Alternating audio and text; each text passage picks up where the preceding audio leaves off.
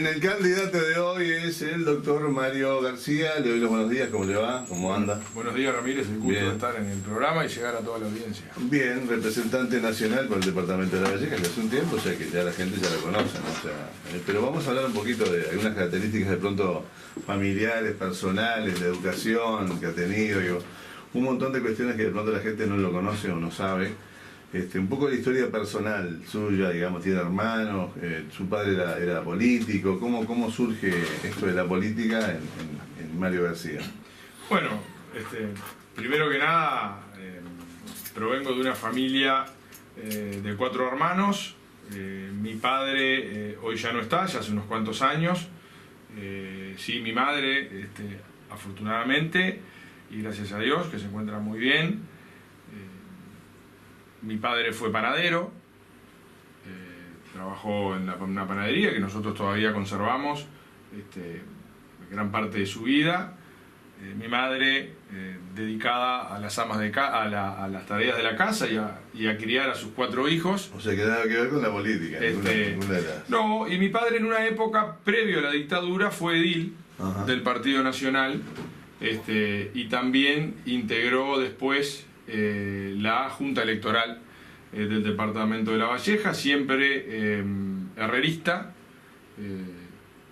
incluso hacía los cuentos, recuerdo los cuentos de haber visitado a Herrera en sus últimos días, en su quinta, y bueno, después de la dictadura, él ya decidió no hacer más política, que ya se sentía que no tenía las mismas energías, pero nos plantó el bichito de esta actividad.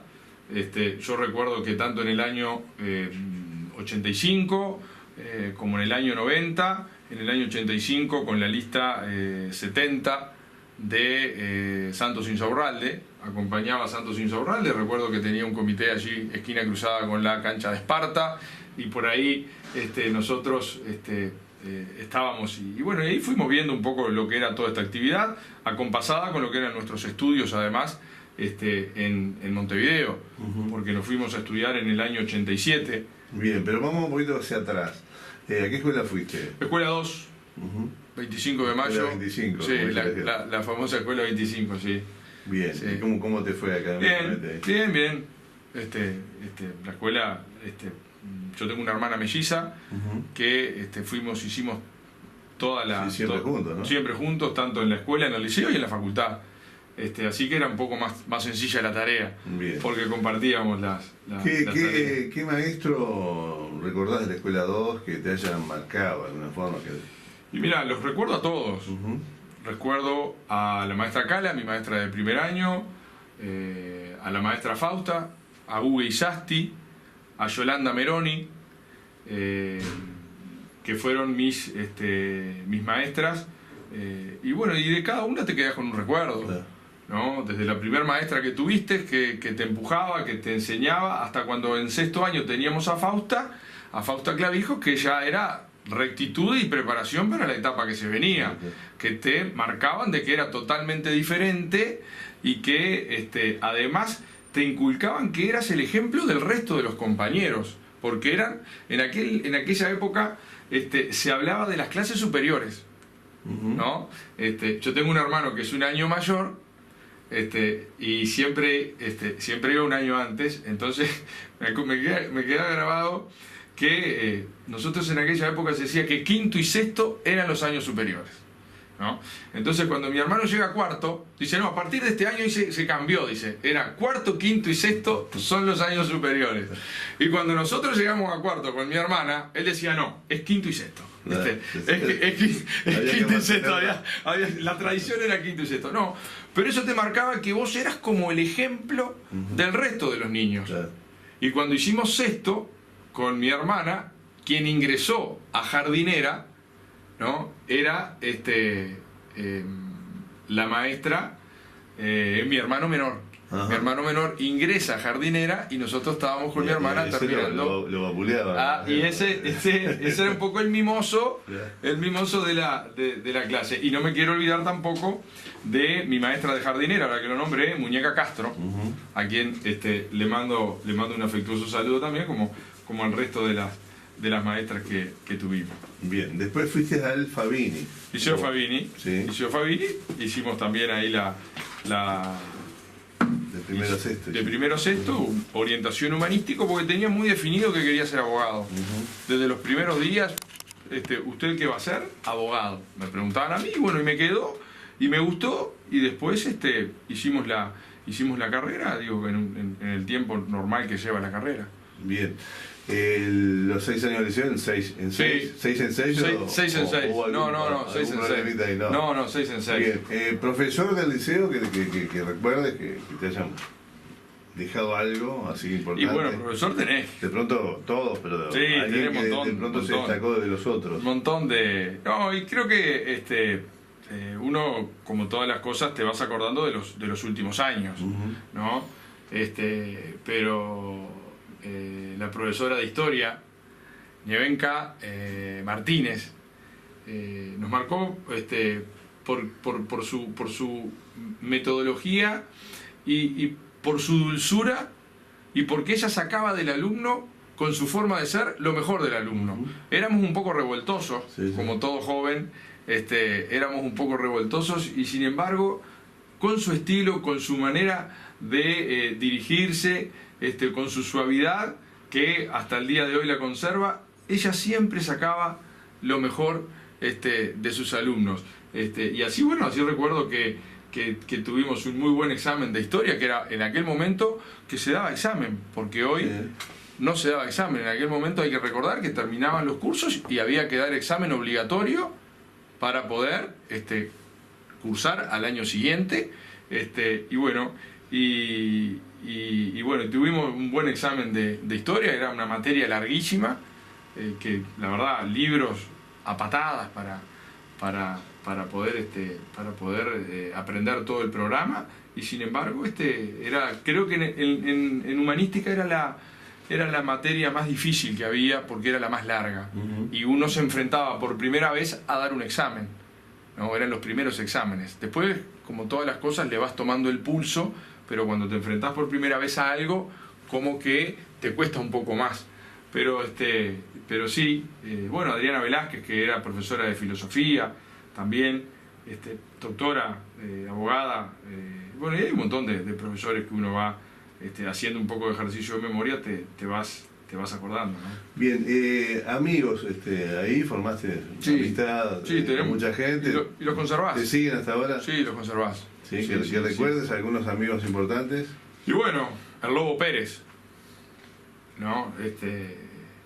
Que hoy además él vive en Montevideo, yo vivo pegado a la casa paterna de él, donde está toda su familia.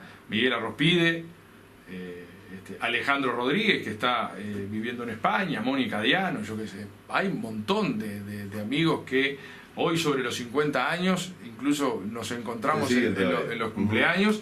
Y también compañeros de facultad que hicimos la carrera, Pablo Monsuárez, Diego Rodríguez, que hoy son abogados, que les ha ido muy bien en el ejercicio de su profesión, y que arrancamos justamente en quinto y sexto en la orientación de humanidades, hicimos la carrera juntos, y bueno, y hoy mantenemos un precioso vínculo, tanto con ellos como con su familia, con sus hijos, y bueno, son un poco las cosas que alimentan la vida de uno, ¿no? Bien, cuando hiciste la carrera de abogacía, ¿viajabas o vivías en Montevideo? No, vivíamos en Montevideo con mis hermanos.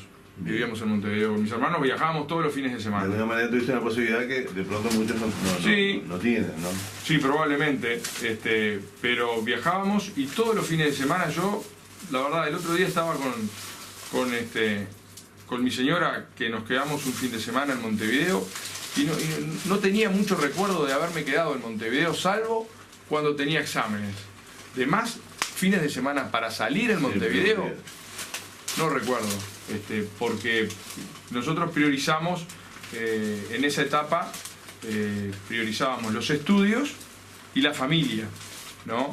Y también extrañábamos mucho, es decir, somos una familia muy familiera, valga la redundancia, muy apegados, hermanos, con nuestros padres. También teníamos en esa época unos tíos que vivían con nosotros, que eran prácticamente como un segundo padre, que pasábamos prácticamente todo el tiempo juntos, porque vivía a media cuadra de mi casa, y bueno, nosotros privilegiábamos siempre el estar con la familia, y por eso los fines de semana que no teníamos exámenes o algún parcial complicado, siempre nos veníamos para Minas.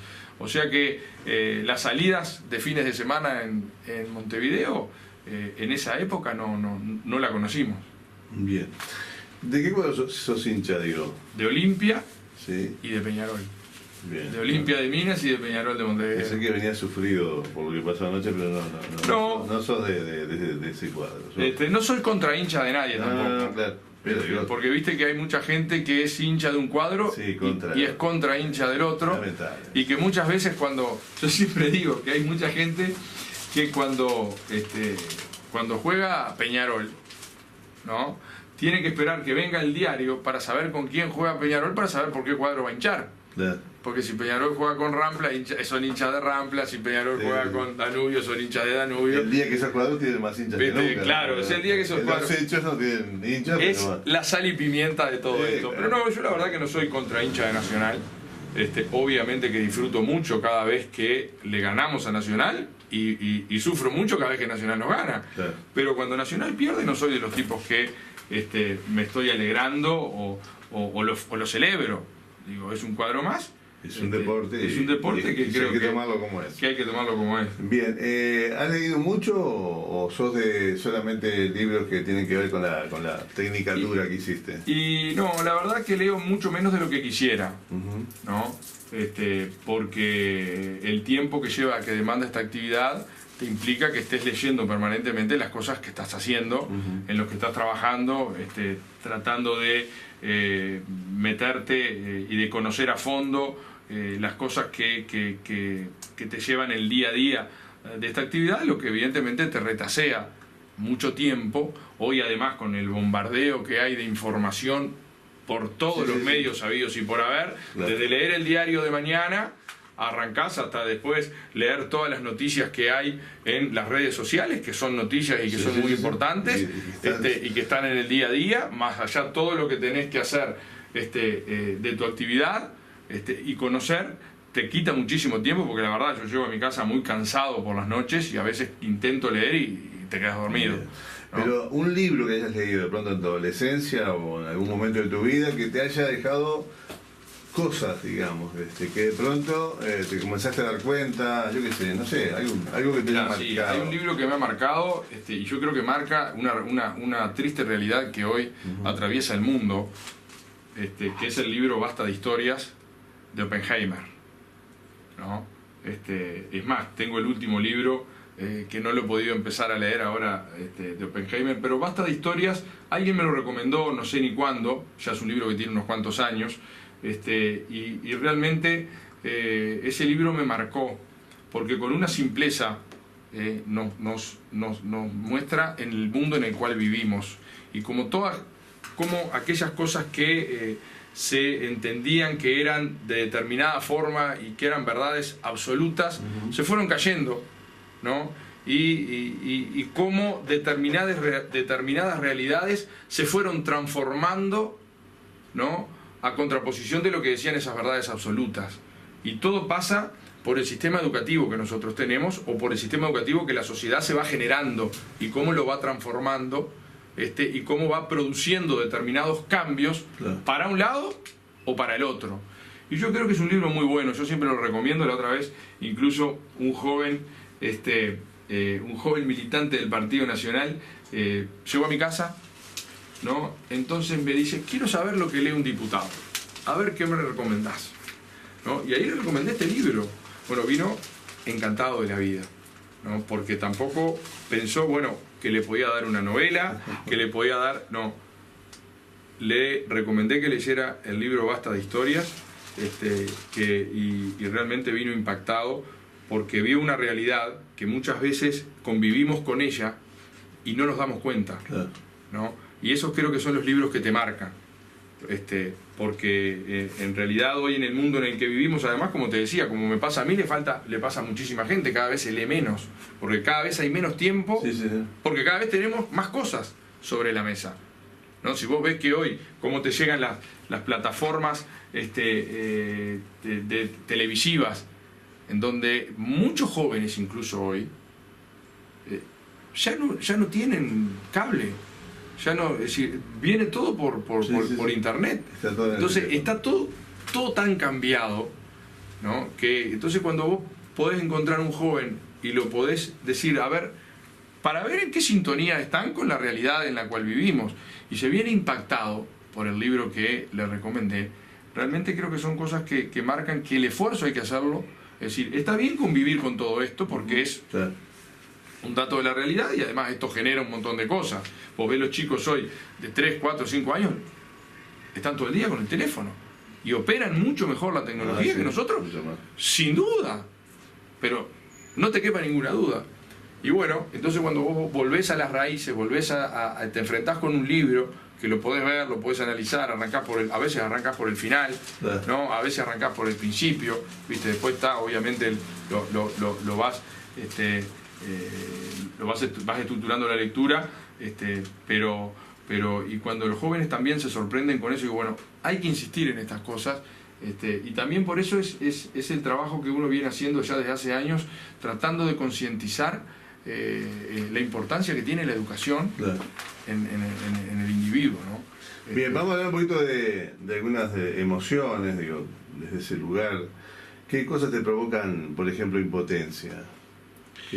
¿Sos de quedarte así como estacionado por la impotencia que te da determinada cuestión, que visibilizás o que escuchás o lo que...?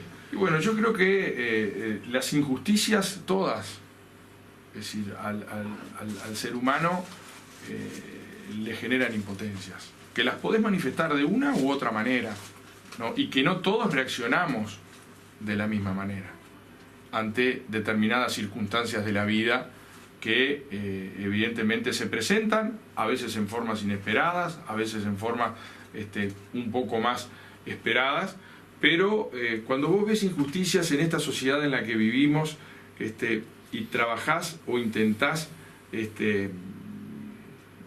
generar políticas para poder cambiarlas, y ves que muchas veces no se logra, ¿no? Y a veces no se logra, y vos decís, pero ¿cómo puede ser que en un país de 3,5 millones de habitantes tengamos tales y cuales realidades, ¿no? Y que yo no dudo de las buenas intenciones del sistema político nacional. No soy el que digo, no, mirá, esto se hace como yo pienso, y si no, va a salir mal, ¿no?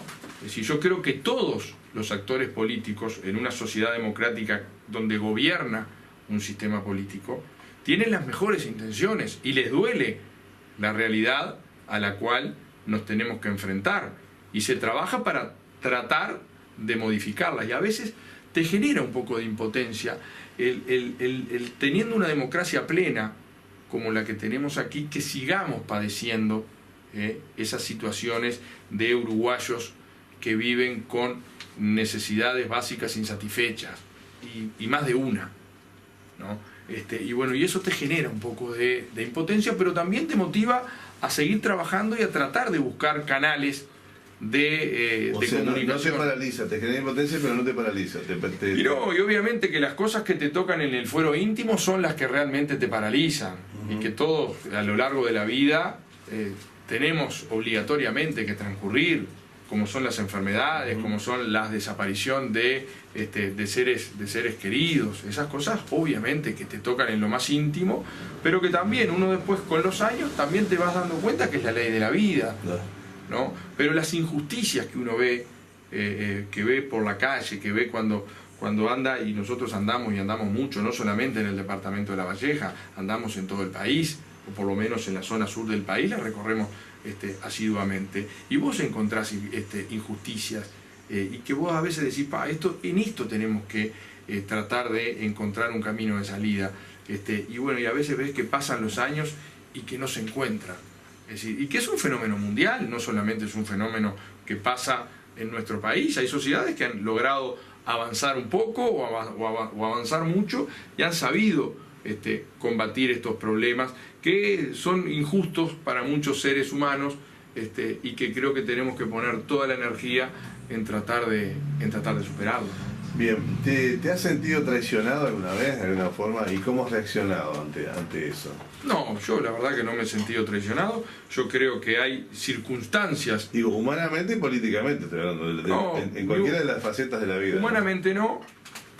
Y políticamente yo no considero que alguien que hoy se aleja de tu agrupación y decide otro camino, es decir, sea una traición.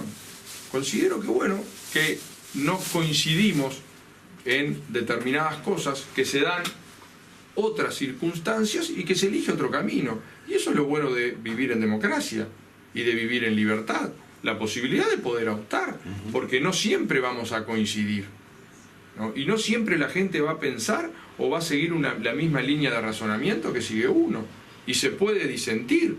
A veces, cuando esos disensos se dan y que se tornan irreconciliables por un montón de circunstancias, bueno, considero que es más sano alejarse, ¿no?, que seguir en un proyecto en el cual uno no está de acuerdo o no está convencido. Y creo que esa es la esencia de la vida democrática, ¿no? Y creo que con eso también se aprende. Y bueno, y uno que ya tiene unos cuantos años en esta actividad, hemos visto de todo. Pero bueno, también nos conforma el saber que tenemos un gran grupo humano trabajando en nuestra agrupación por nuestros sueños, y eso también te motiva, porque siempre alguien se va, pero alguien viene, ¿no? Esto es como es en la vida, ¿no? Cuando alguien se va, alguien llega a la vida de cada uno de nosotros, por diferentes circunstancias, por hechos de la biología, por hechos de la naturaleza, pero es así. El saber aprender, ¿no?, y capitalizar todas esas experiencias, creo yo que es lo que nos hace crecer. Nos hace crecer como ser humano, nos hace crecer como persona, y bueno, y seguramente nos llena de experiencia, que en definitiva es lo que uno aplica cuando se dan todo ese tipo de circunstancias. Bien, ¿de qué te arrepentís en la vida? O si te arrepentís de algo, digamos. Y mira, de repente, ¿sabes de qué me arrepiento? De no haber seguido una vocación paralela que tenía con estudiando música.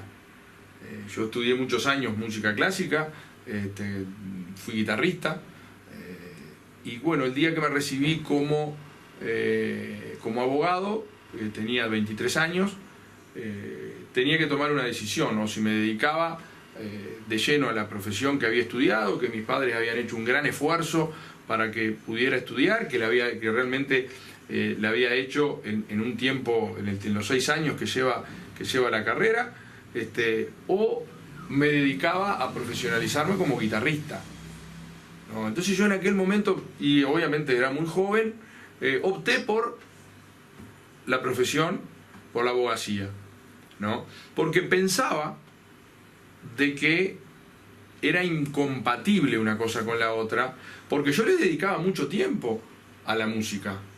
Estudiaba 4 o 5 horas diarias de música clásica, ¿no? Realmente la guitarra es un instrumento muy difícil, sobre todo llevado a esos niveles de excelencia en lo cual uno pretendía tocar, y me llevaba, tenía como meta, si quería profesionalizarme, ir al exterior a estudiar, ¿no? Entonces eso a mi cabeza me puso de que bueno, era muy difícil poder irme al exterior, estar estudiando música y ejercer la profesión que la profesión nuestra es de nuestro territorio. Claro. No podía compatibilizar una cosa con la otra. Además, ya mi padre era una persona mayor, que decía, bueno, me voy y seguramente los últimos años de mi viejo no los voy a disfrutar con él, con todo el esfuerzo que él hizo para que yo pudiera estudiar. Y bueno, y ahí liquidé el tema de la música. Agarré y dije, no toco más. Y no toqué más. ¿No te da ahora por agarrar la guitarra? Y sabés que al tal punto no toqué más que hoy si me enfrento con una partitura no la sé leer, ¿no? Es decir, puedo tocar alguna pieza de memoria, pero no como la tocaba. Hoy puedo rascar la guitarra, y lo digo con el mayor respeto, pero no tocar como tocaba la guitarra, que ya te digo, dedicaba 4, 5, 6, 7, 8 horas por día, ¿no?, a tocar la guitarra, y mis hermanos me decían, porque era la forma además que tenía antes de dar un examen, ¿no? Viste, cuando uno carga todo su conocimiento, vos estuviste en facultad, que si necesitaba algo para despejarme antes de ir a dar el examen, y allá a las 2 de la mañana arrancaba a tocar la guitarra, y si no podían querer dejarnos dormir, que queremos dormir, viste, y yo dale con la guitarrita. Bueno, eso era incompatible con la familia, ¿sabes? Claro, sí, y bueno, y eso realmente entonces yo voy a decir, hoy que ha pasado el tiempo y me he enfrentado muchas veces a ver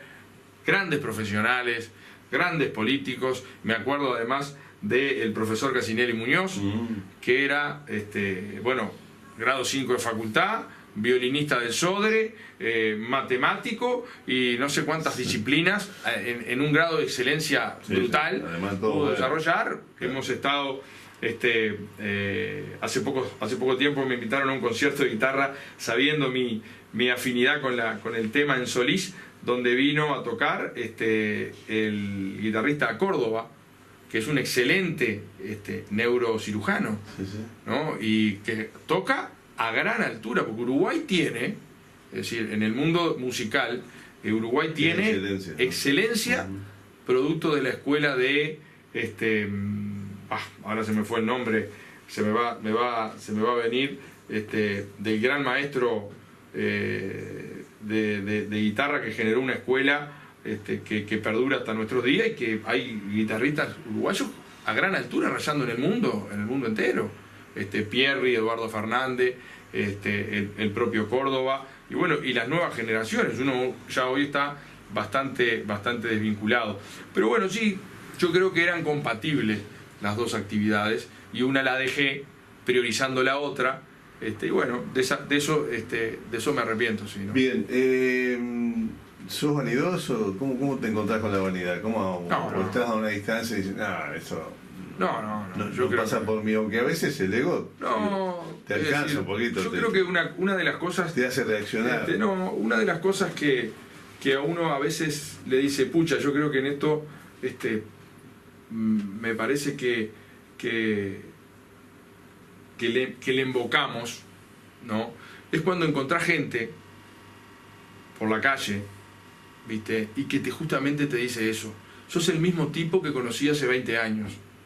O sos el mismo tipo que conocí en la escuela, que conociste en el liceo, y antes de ser diputado, que evidentemente ser diputado te genera una posición, ¿no?, que no es común, porque hoy tenemos 2 diputados en el departamento. Es decir, pero si hay algo que uno tiene claro, que no te cambian los cargos, no te cambian las posiciones, y cuando la gente es la que te lo marca por la calle, ¿no?, yo creo que eso te dice, bueno, que venís por buen camino, y que has hecho las cosas por lo menos como lo sentís, ¿no? Porque acá no se trata de estar todo el día en una pose y diciendo querés ser de determinada manera, porque si no, ¿sabes qué?, no disfrutás lo que haces. Y yo disfruto mucho la actividad que tengo, la asumo con gran responsabilidad, pero también lo hago porque lo disfruto, porque es una cosa en la cual me gusta, ¿no? Y eso evidentemente te marca. Entonces vos cuando encontrás, yo me acuerdo el día que me casé en el año 2011, y había mucha gente en mi casamiento, y había muchos compañeros de clase de los que te nombraba, que entre ellos hacía añares que no se veían, y varios me marcaron, che, Mario, qué bueno, dice que vos hoy mantengo el mismo grupo de amigos, mantengo los mismos círculos de toda la vida en donde me manejé. Entonces yo creo que no, es decir, además venimos nosotros de una familia muy sencilla, en donde mi padre, que era y es el referente que nosotros tenemos, fue siempre una persona absolutamente normal, y reñida con el cholulismo, por decirlo de alguna manera, de alguna manera de las que hoy se manejan, de perfil muy bajo, y que con mucho apego a los valores tradicionales y a los valores familiares. Entonces eso, del tema de la vanidad y del ego y todas esas cosas, no van, por más que a veces te quieren, y en esto uno tiene que saber en el deporte que estás jugando, que te quieren poner cosas por ahí o te dicen cosas, uno está muy tranquilo con la forma en que se conduce por la calle, con la libertad que uno anda además, porque esto también la gente te marca por la calle si te equivocas, pero bueno, en ese sentido estamos muy tranquilos. Bien, ¿qué no perdonás o qué no perdonarías nunca? O, digamos, y mira, yo creo que... ¿En qué circunstancia? Para sos los que, de hacer el duelo de las cosas y decir, bueno, esto... A ver, para los que somos católicos, el único que tiene que perdonar y el único que hay que pedirle perdón es a Dios. Es decir, uno cuando no está de acuerdo con alguna cosa, yo creo que soy de los que digo las cosas cuando no estoy de acuerdo, ¿no? Es decir, no me callo.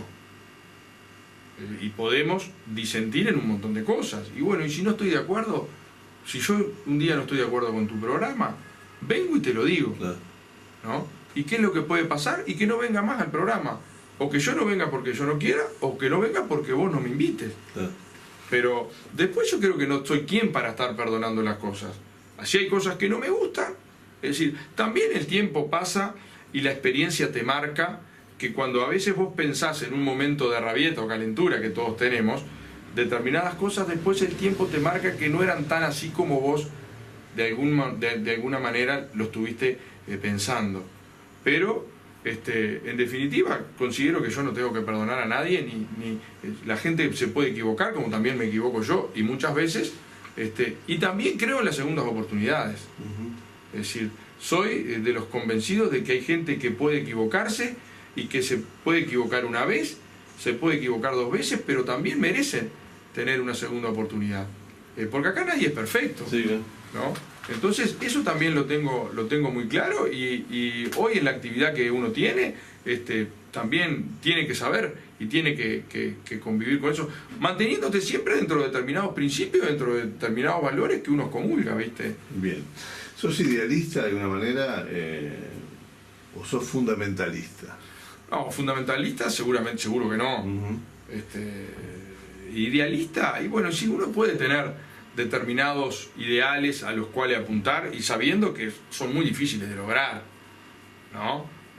Pero bueno, sí podés decir que tenés algunos ideales o que tenés algunas formas, aspirás a determinadas cosas, visto el ideal como eso, como algo... O sea, perseguible, algo perseguible. Algo perseguible, sabiendo que en una sociedad democrática, es decir, no todos pensamos iguales, o no todos, porque de repente tenemos los mismos ideales de justicia, pero no todos tenemos el mismo camino para poder alcanzarlos. Y bueno, y ahí se trata de generar la comunicación o de generar, en definitiva, con el resto de la sociedad, los vasos comunicantes que nos permitan tender hacia esos ideales que nosotros evidentemente toda sociedad tiene. Bien. ¿Te ves capacitado para la representación de otros? Digo, si bien hace tiempo que sos diputado, pero digo, vos eso lo sentís como que, bueno, sí. Esta no es una carga, es una forma... No, yo creo que sí. Es un trabajo que puedo llevar adelante. Es una responsabilidad que nosotros asumimos sin experiencia política, ¿no? Sí, porque mucho se habló también en tu principio, ¿no? Ahí está, sin experiencia política, yo lo quiero decir. Nosotros asumimos el desafío de ser representantes porque además la gente así lo decidió, porque no fue ningún misterio cuando yo asumí como diputado que iba a asumir como diputado. Es decir, no es que haya asumido como diputado y nadie sabía. Es decir, generamos en aquel momento un acuerdo político con la doctora Peña, en donde si ella era electa intendenta, yo era electo diputado. Y así se lo hicimos saber a la ciudadanía desde el primer día, ¿no?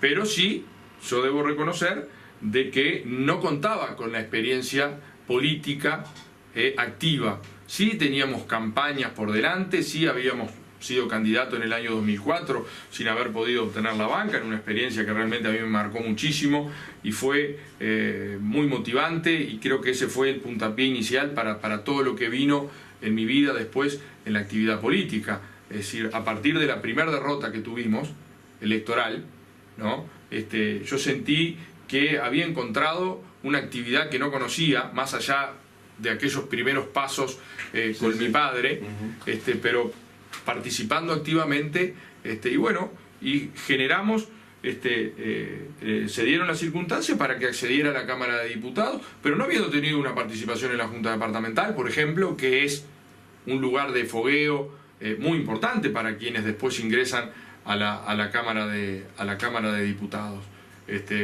Si vos vas a la Cámara y ves cuántos diputados fueron ediles, un gran número de diputados en algún momento de su vida fueron. Que tiene como una carrera. Ahí está. Y bueno, nosotros arrancamos como diputados, pero bueno, al punto tal de que lo hicimos con muchísima responsabilidad, tratar de aprender en el menor periodo de tiempo lo más que pudiéramos y nutrirnos de la experiencia de grandes compañeros del partido y de fuera del partido. Y bueno, y hoy sentimos que hemos cumplido con aquello que nosotros nos comprometimos, que hicimos una promesa muy corta, porque uno también, temeroso de la actividad o del mundo que se le podía venir delante, es decir, somos de promesa corta, ¿no? Entonces nosotros prometimos estar trabajando los 5 años en contacto con la gente, que no dijeran, acá viene el diputado que viene cada vez que hay elecciones, ¿no? Y así lo hemos hecho desde el primer día. Hemos recorrido de cabo a rabo el departamento. Y muchas veces la gente nos dice, che, ¿otra vez te fuiste para...? Sí, otra vez fui. Porque lo que no vi ayer, capaz que lo veo mañana. ¿Viste? Y bueno, y así hemos generado un montón de cosas. Y así hemos generado, siendo un diputado de la oposición, que todo es mucho más difícil. Porque sos de la oposición, tu función es controlar. Mucho más cuando hay mayoría absoluta, en donde no te dejan pasar una baza, no metés una, porque todo lo blinda el Frente Amplio dentro de sus 50 votos. Y así hemos generado cosas. ¿Producto de qué? Bueno, de que esa promesa original que nosotros hicimos, de estar los 5 años en contacto con la gente, de dar respuesta a la gente, merece que el político de turno que lo representa, ya sea en el ámbito parlamentario o en cualquier ámbito, porque para algo uno le pide el voto a la gente, merece una respuesta del político. Es decir, eso de, venite al día que capaz que te puedo atender, eso conmigo hasta nunca corrió. Es decir, nosotros respondemos por celular, porque creemos que es más fácil para la gente, es decir, es mucho más rápido dar una respuesta. Evidentemente, como todas las cosas, vos ves que hay cosas que las tenés que charlar mano a mano y que tenés que ver cara a cara a la gente, y la gente también quiere hablar contigo cara a cara. Pero muchas veces solucionamos los temas por todas las vías de comunicación que tenemos, el WhatsApp, el Messenger, el Facebook, el Instagram y los Twitter, y te mandan un mensaje, porque yo creo que esa es la primera obligación que tiene un político. Decirle a la gente lo que la gente le está preguntando.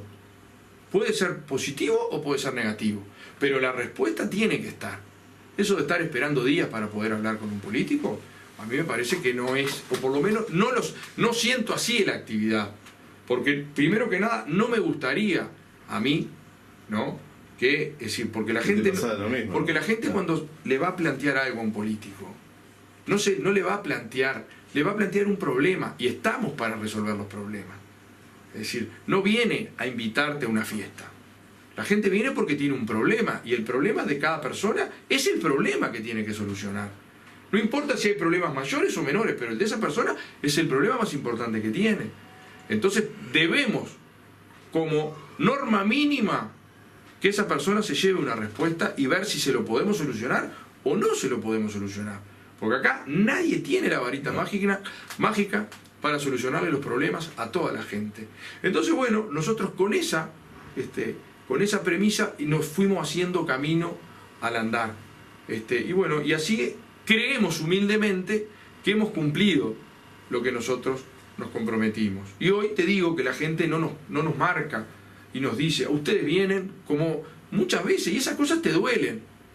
¿Viste? Cuando vos sentís que la gente tiene ese concepto del político, de los cuales yo me siento parte integrante del sistema político, ¿no? Y creo, humildemente lo digo, creo que hemos marcado dentro de la agenda departamental una forma de hacer política que es la política de cercanía, la política de contacto, ¿no? Entonces, vemos con muy buenos ojos que compañeros del Partido Nacional recorren y salen y andan, y eso creo que marca una impronta propia de nuestro partido en el departamento de La Valleja, de que está en los 5 años, unos en una zona del departamento, otros en otra, y eso es muy importante. Y nosotros sentimos esta actividad que debe ser de esa manera, y además la disfrutamos mucho, porque uno viene muy cansado cuando viene de sus recorridas por esos lados, pero también viene muy contento, primero porque aprende mucho y después porque disfruta, ¿no? Y en eso tenemos un gran maestro, como sin duda alguna es Alejandro Llorelo, que los viajes con él son realmente muy divertidos, porque es una persona de 1000 anécdotas, te podés imaginar, Sí, con la experiencia que tiene, claro. de 1000 anécdotas de su vida personal y de su vida política, que evidentemente hace que cada vez que uno sale con él realmente disfruta y disfruta muchísimo. Y bueno, y también eso te enseña. Entonces cada día, lo decimos siempre, cada día que nosotros salimos al interior y hacemos 300, 400 kilómetros, es un día de disfrute. A mí me hace acordar cuando me preparaba para ir a un cumpleaños de 15. ¿Viste aquella energía que vos tenías, que sabías que el sábado tenías un cumpleaños de 15, cómo estará el traje y te pones la corbata y si vas con y ya empezó? Bueno, a mí me pasa lo mismo. Hoy cuando tengo programado, por ejemplo, un fin de semana, que me voy a José Vacío Ordóñez, o que voy el miércoles y ya el día antes estás nervioso y preparando y sabiendo por dónde vas y qué vas a hacer y con qué te vas a enfrentar, y bueno, y siento la misma adrenalina y las mismas ganas y lo disfruto mucho. Entonces creo que eso es el ABC de esta actividad. Bien, bueno, ha quedado presentado como candidato. Vamos a tener otra oportunidad para encontrarnos con un poco más de las ideas y un poco más de lo que tiene que ver, digamos, con la propia actividad y con los propios candidatos. Así que has quedado hoy presentado como el candidato y esperemos prontamente volver con la segunda parte. Bueno, el gusto de siempre y bueno, estamos a las órdenes. Bien, vamos a ir a la pausa aquí en Vive la Radio. Venimos con mucho más enseguida de ella.